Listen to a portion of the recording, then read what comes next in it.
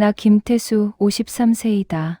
26년을 달렸으니 이제 좀 천천히 살아도 되지 않을까.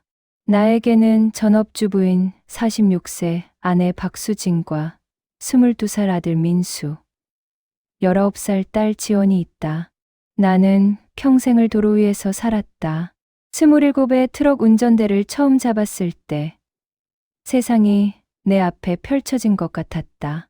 고속도로를 달리는 밤이면 헤드라이트 불빛만이 앞을 비췄고 그 어둠 속에서도 나는 확신이 있었다. 이 길 끝에 우리 가족의 미래가 있다고. 새벽 3시에 시동을 걸어 밤 10시에 귀가하는 삶. 휴게소에서 먹는 컵라면이 끼니의 전부였고 졸음을 쫓으려 창문을 열면 차가운 바람이 얼굴을 때렸다. 몸은 녹초가 됐지만 통장에 찍히는 숫자를 볼 때마다 보람을 느꼈다.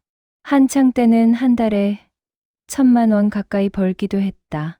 그 돈으로 전세금을 마련하고 낡은 차를 새 차로 바꿔서 쓰며 아이들 학원비를 냈다. 아내 수지는 결혼 초기에 당신 덕분에 우리가 이렇게 편하게 사는 거예요. 고마워요. 그 말을 들을 때면 피곤이 싹 가시는 기분이었다. 더 열심히 달렸고 더 많은 짐을 실었다. 내 등이 가족을 떠받치고 있다는 자부심이 있었다. 하지만 세월이 지나면서 그 말은 점점 사라졌다. 수지는 명절마다 백화점에서 새 옷을 사고 친구들 모임엔 명품 가방을 들고 나갔다.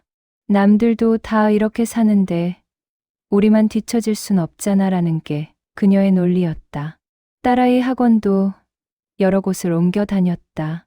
영어, 수학, 피아노, 미술, 매달 학원비만 몇백씩 나갔다. 통장 잔고가 점점 줄어들었다. 카드값 청구서를 볼 때면 한숨이 나왔다. 어느 날 저녁 조심스럽게 말을 꺼냈다. 여보, 이번 달은 좀 아껴 써야 할 것 같아. 유류비도 올랐고. 수지는 리모컨을 내려놓지도 않고 대답했다. 당신이 그렇게 벌면서 뭘 그렇게 째째하게 굴어? 남들은 다 해외여행도 가던데. 그 한마디가 가슴에 박혔다. 눈도 마주치지 않는 그녀의 뒷모습이 낯설게 느껴졌다. 나는 아무 말도 하지 못하고 현관문을 나섰다. 밖에서 담배를 피우며 멀리 고속도로를 바라봤다. 저 위에서 달리는 트럭들의 불빛이 흐릿하게 보였다. 다음 날부터 나는 더 일했다. 주말도 반납하고 휴일도 없이 달렸다. 더 벌면 되지 뭐. 스스로를 다독이며 핸들을 잡았다. 하지만 마음 한구석이 텅 비어가는 느낌을 지울 수 없었다. 그렇게 나는 내 인생의 브레이크를 밟지 못한 채 앞만 보고 달렸다. 그게 언젠가 내 삶을 멈춰 세울 일이 될 줄도 모른 채 50이 넘어가던 어느 겨울밤 내 인생의 핸들이 꺾였다. 경부고속도로 하행선. 눈이 내리기 시작했다. 와이퍼를 최대로 돌려도 앞이 잘 보이지 않았다.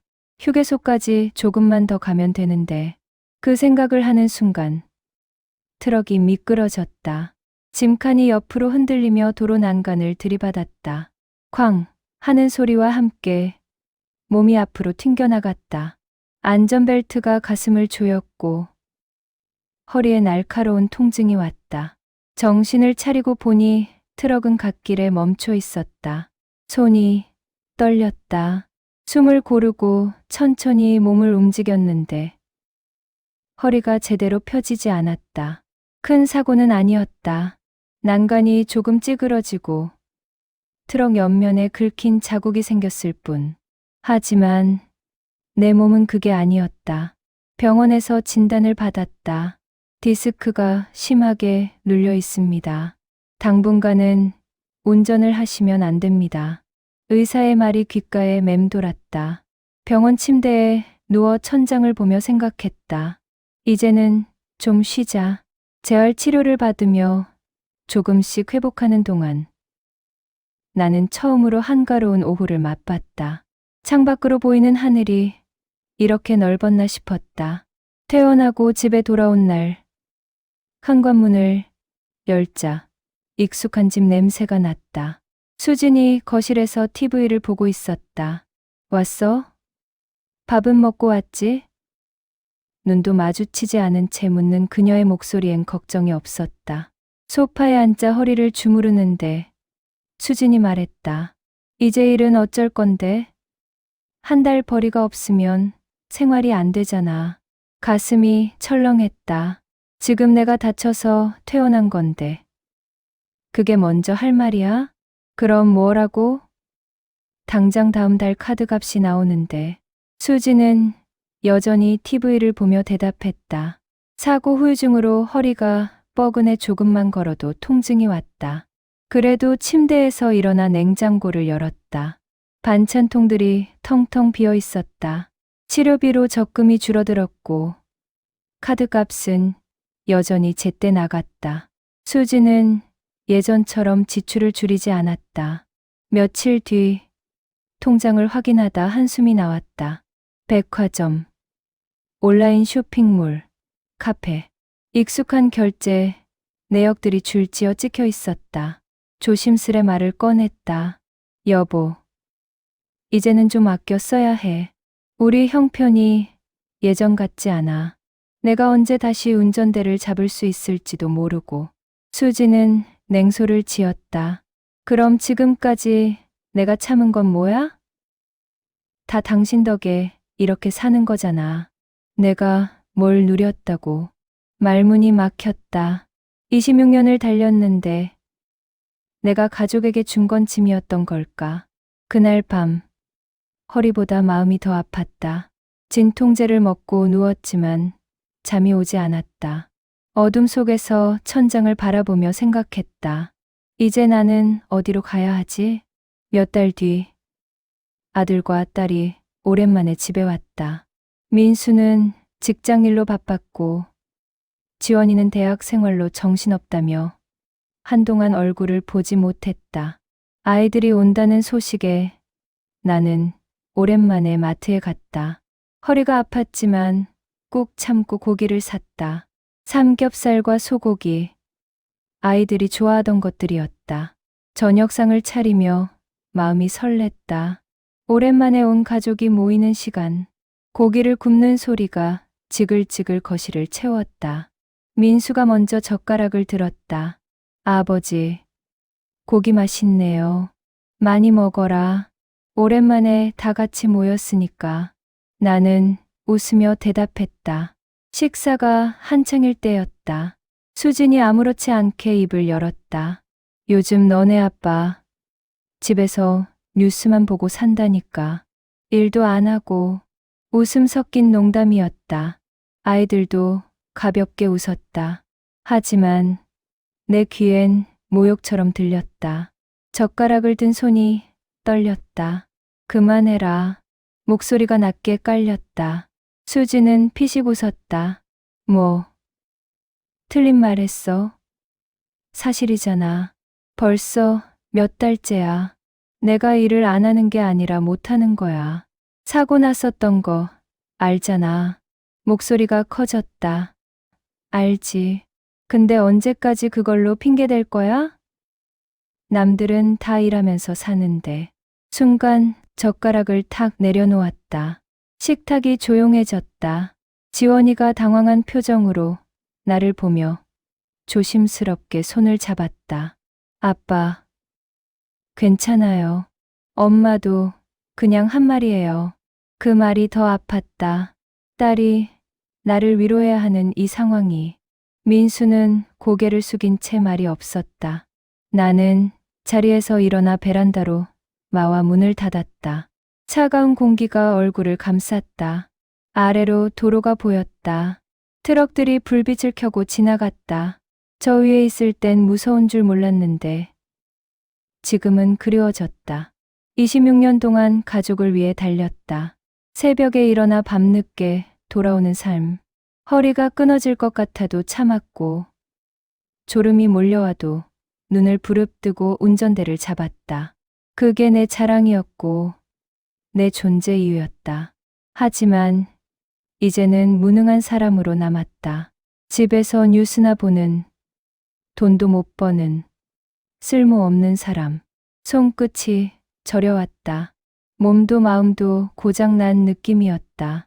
뒤에서 문 열리는 소리가 들렸다. 지원이었다. 아빠, 추워요. 들어가요. 너희들 먹어라. 나는 좀 이따 들어갈게. 지원이는 한동안 옆에 서 있다가 조용히 돌아갔다. 홀로 남은 베란다에서 나는 오래 서 있었다. 차가운 난간을 붙잡고 멀어져 가는 트럭 불빛들을 바라봤다. 내 인생은 여기서 끝인 걸까?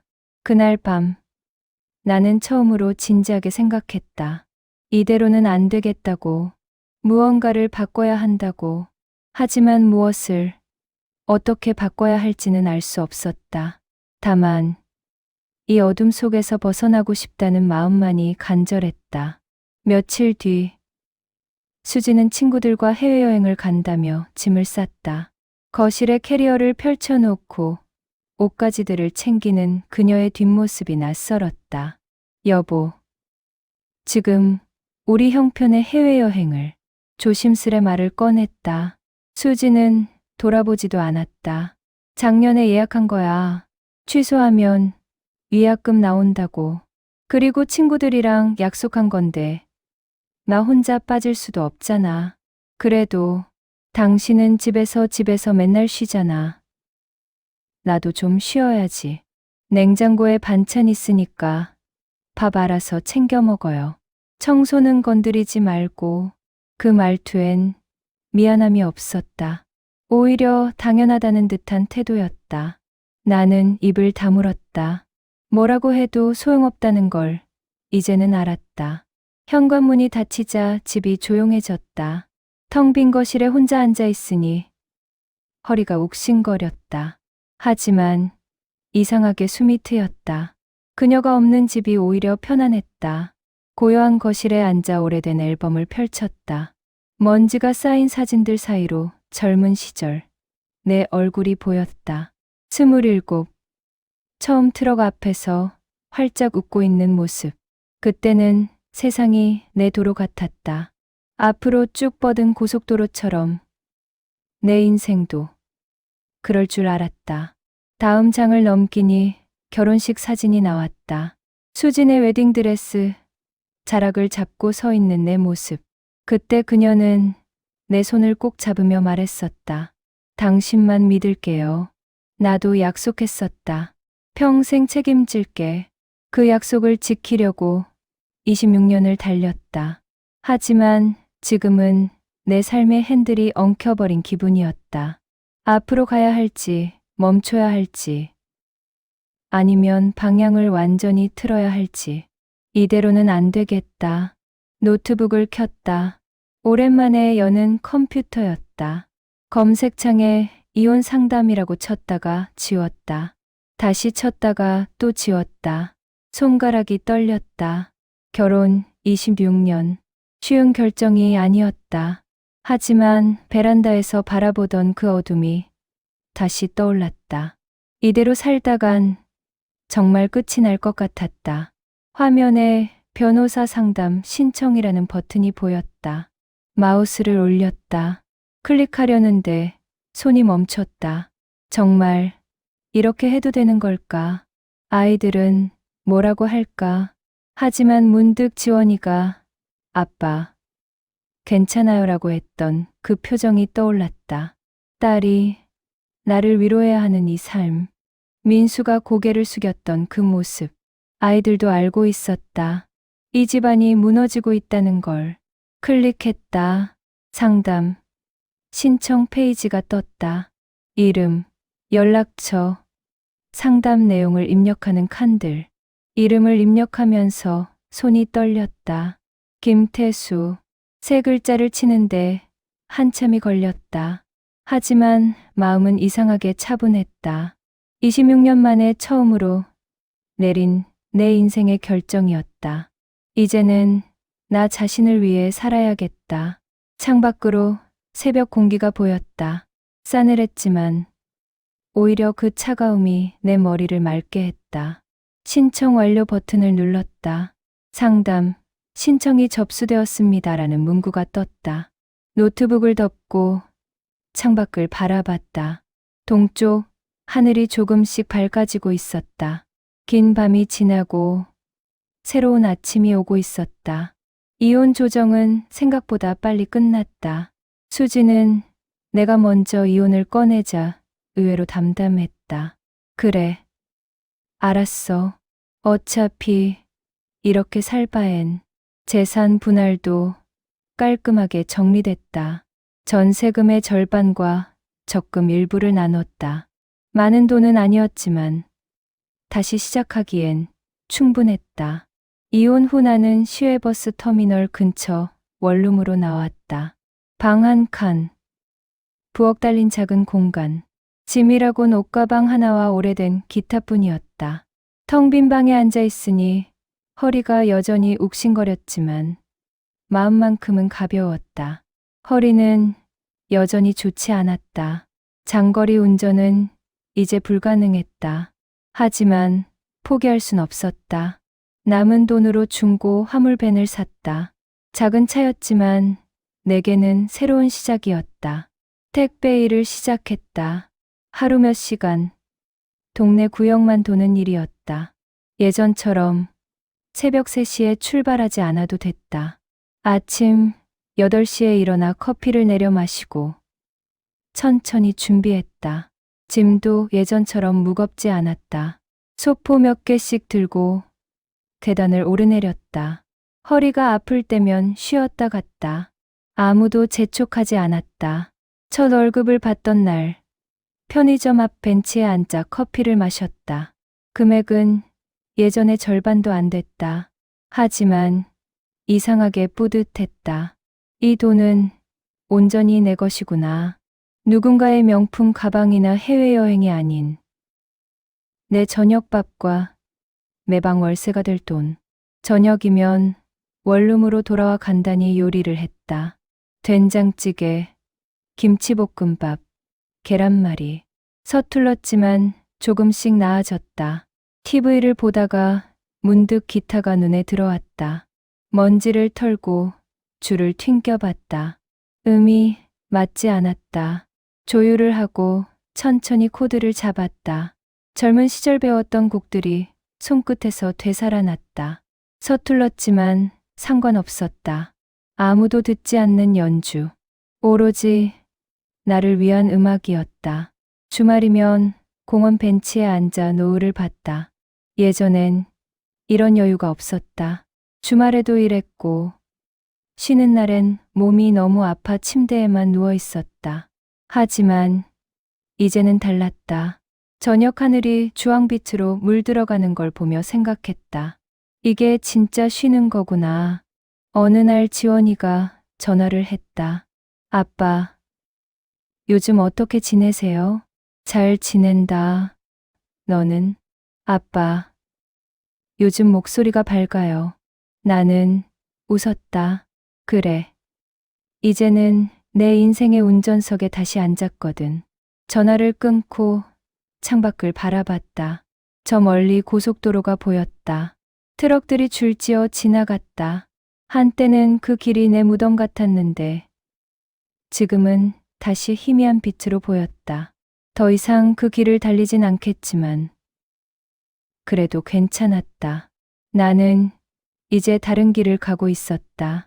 느리지만 내가 선택한 길. 아프지만 내가 원하는 속도로 가는 길. 밤이 되어 침대에 누웠다. 천장을 보며 생각했다. 오래된 엔진이 다시 살아난 느낌이었다. 녹슬었지만 여전히 돌아가는 엔진. 이제 내 삶의 기어는 앞으로만 간다. 창밖으로 별이 보였다. 오랜만에 보는 별이었다. 트럭 안에서는 볼 수 없었던 것들. 이제야 보이기 시작했다. 끝까지 시청해 주셔서 감사합니다. 이 이야기가 마음에 닿았다면 구독과 좋아요, 그리고 알림 설정으로 다음 이야기도 함께 해주세요. 여러분의 작은 응원이 큰 힘이 됩니다.